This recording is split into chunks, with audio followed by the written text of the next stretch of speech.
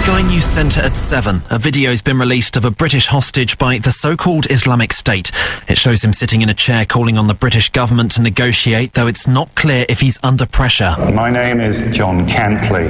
I'm a British journalist who used to work for some of the bigger newspapers and magazines in the UK, including the Sunday Times, the Sun and the Sunday Telegraph. He goes on to claim that the Western media can twist and manipulate the truth. The group has recently released videos showing the killing of 3 Westerners. Detectives searching for a Latvian builder following the disappearance of a 14-year-old girl in West London say he was convicted of murdering his wife. Arnis Salkans, who's 41, was seen on CCTV around the towpath where Alice Gross went missing last month. Detective Superintendent Carl Met has given more details about their suspect. We know that Arnis has a conviction in Latvia for murder. He was convicted in 1998, we understand, but we are liaising currently with the Latvian authorities in order to find out further details. A British man's been killed in a jet ski accident in Greece while on his honeymoon. Police say the 39-year-old was involved in a collision with another jet ski. A 29-year-old friend of his and the owner of a water sports rental company have been arrested. Around 4 million Scots are eligible to vote today in a poll on whether Scotland should be an independent country. Polling places will stay open until 10. In sport, the group stage of the Europa League is underway. Tottenham are 0-0 in Serbia going into the second half of their game with Partizan Belgrade. Celtic, meanwhile, are 1-1 away to Austrian side Salzburg. And Everton kick off in just over an hour at home to Wolfsburg of Germany. And elsewhere, women will finally be allowed to join the historic Royal and Ancient Golf Club of St Andrews. Although women can play on the old course there, they've not been allowed to actually join the club since it was founded 260 years ago. Well, 85% of members voted that females should now be eligible to join. And that's the latest. I'm Glenn Moore. This is WFM 97.2.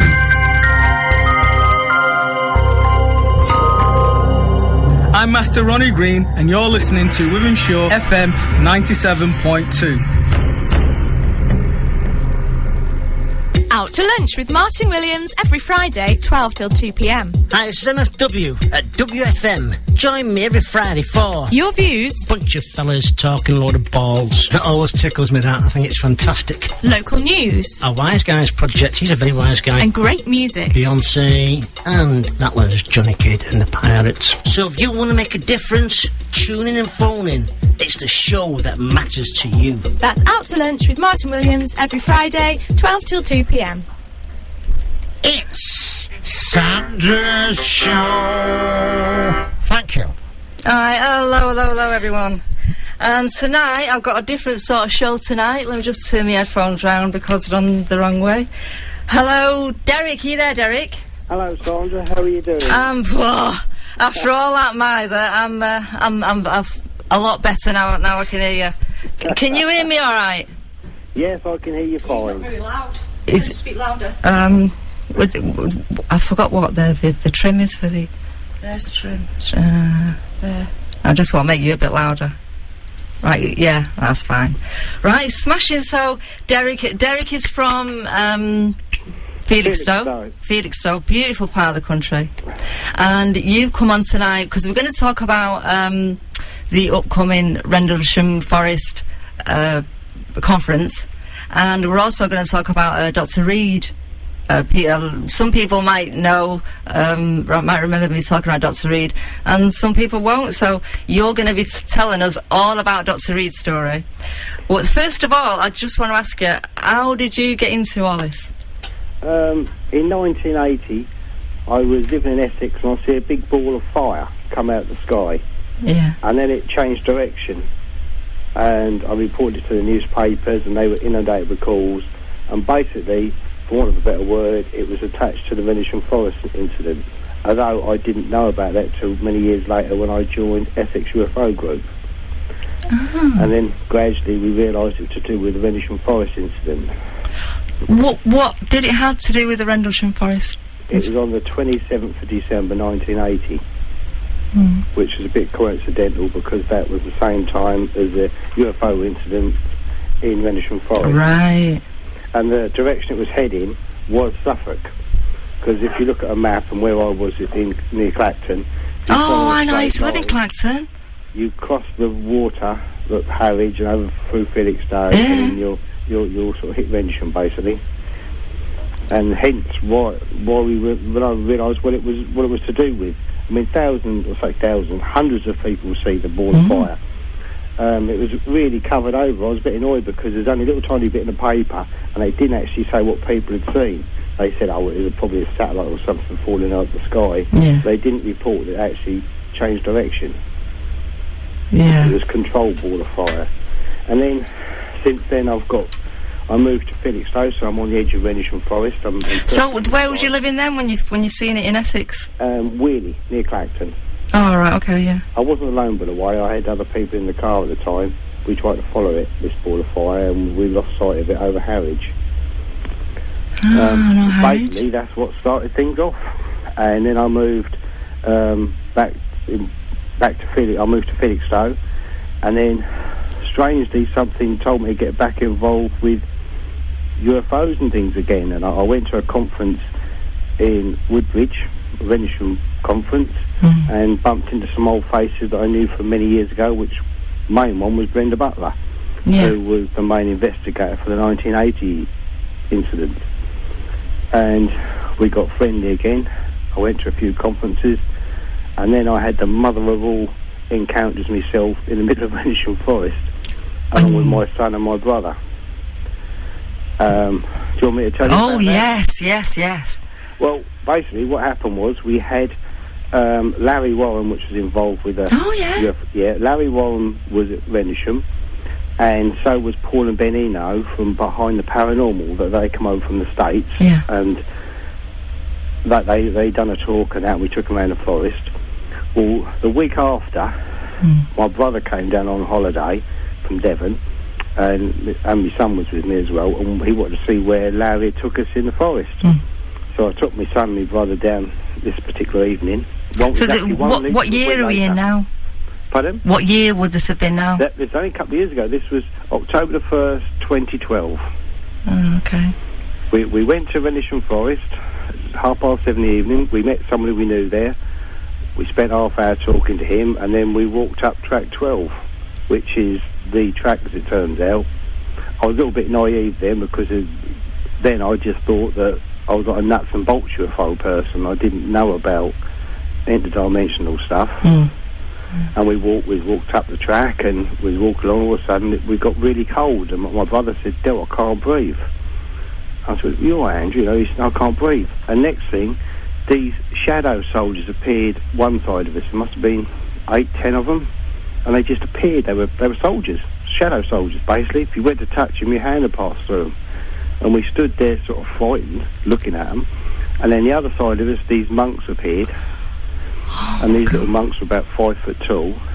And we just stood there. We could not believe what we were seeing. And then this giant appeared right at the end of track 12, basically blocking our path. We obviously wasn't going any further up the track. And we stood there. We just didn't know what was going on. And then these little red lights kept appearing in the forest, like we was being watched. And basically, we stood there. I said, "Andrew, you're right." And the temperature had really dropped. He said, "I can't breathe, I can't." So we decided we better back up a bit. And I was facing the monks. My brother and my son were facing the shadow soldiers. And my son kept saying, Dad, the giant is getting closer." And this bloody great giant, I'm not kidding you, it must have been 14, 15 foot tall. Was it like a reptile? No, it's frightening. It looked more like, I call it the Owl Man, or so did they.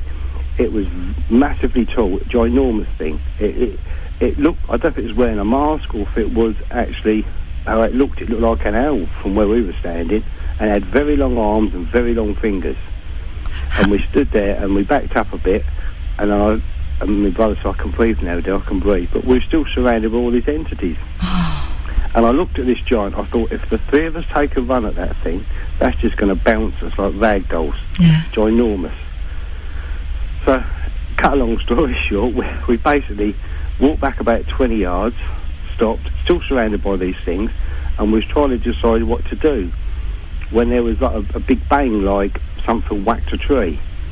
And it was like, we'd got a message like, "Clear off." Yeah. So we basically got escorted by these beings right to the road, which is about 3/4 of an hour walk. and we were followed by a giant, surrounded by these monks and soldiers and monks the other. We stepped onto the road, which is not far from Eastgate, and we stood there and everything vanished. So we thought, blimey, what the hell's going on? So we walked back up to a little car park. We could still see these little red lights appearing in the forest either side of us. Got back to the car. I opened the car doors up to sort of let a bit of light out, and we lit a fag because we were shaking. You know, we was frightened.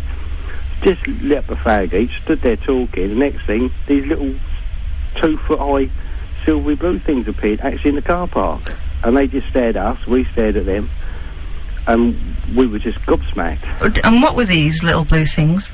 They were like silvery blue little men, basically, for want of a better word. They're the same as the other things. They all appeared as like holograms, not solid beings, like holograms. Yeah. And they stood there staring at us. We stared at them, and then the ground started to shake like there was a train or something passing underground. Yeah. And next thing, that was it. We just jumped in the car. We all spun up the road. As we was getting up the road, my brother said, "Del, as soon as you can, pull over." So I pulled over. He said, "Not here, you idiot, get us out of the forest."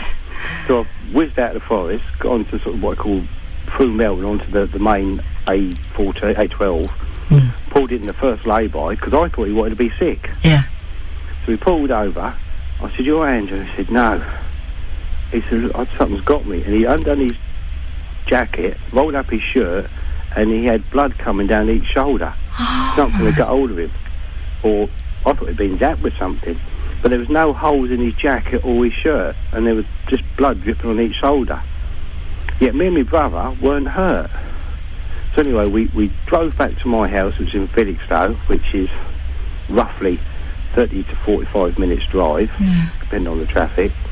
Walked in the front door, and we walked in, and we looked at the clock. I said, 5 to 10. I said, it can't be 5 to 10.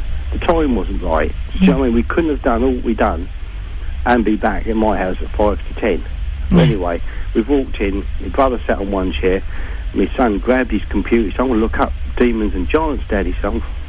And he opened up his computer, and before he pushed any buttons, before he'd done anything, it was like something was trying to communicate with us through his computer. It come up all fuzzy, and it was like talking to us. So I said, "Look, just shut the computer off." So he shut the computer. I said to Andrew, "Let's have a look at what's happened to you." And then my brother shut top off, and I took pictures of his injuries. So where was the blood coming from? His shoulder. There's a whole like a mark on each shoulder. Yeah. And took some pictures of it, and we sat down trying to make sense of what happened. And my brother said, "Del, I'm out of here," because he's supposed to be staying for a few more days. Yeah. Del, I'm going back home to Devon. We're talking like 8 hours drive. Yeah. I said, "You're joking?" He said, "No, Del." He said, I'm out of here." And he went back to Devon. Admittedly, he'd got his wife, and he's left his wife and kids in Devon, so he had got a reason to go back. Yeah. But I think this was just shock. And he didn't speak to me about it for over a year. In fact, it was only this Christmas we started talking about it.